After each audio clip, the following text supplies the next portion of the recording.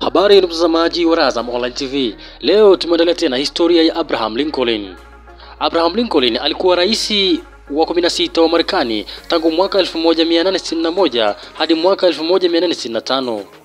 Rais huyu alikuwa na kaimu rais wawili, wa kwanza Hannibal Hamlin na wa pili alikuwa Andrew Johnson.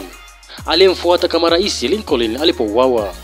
Lincoln amejulikana kama rais wa upande wa kaskazini katika vita ya wenyewe kwa wenyewe ya Marekani kati ya majimbo ya kaskazini dhidi ya shirikisho la madola ya Amerika Kusini.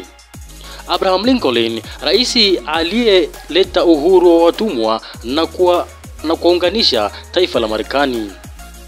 Lincoln aliingia katika siasa alipokuwa wakili huko Springfield mwaka 1846.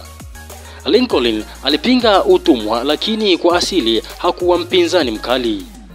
Mwaka 1862 alitia saini tangazo la wabunge la muungano kwa watumwa wote waliokuwa wakimilikiwa na askari, ambao watumwa hao walipigana vita ya muungano.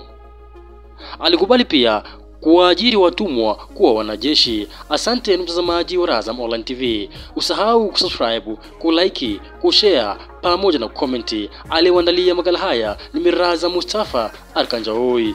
Asante.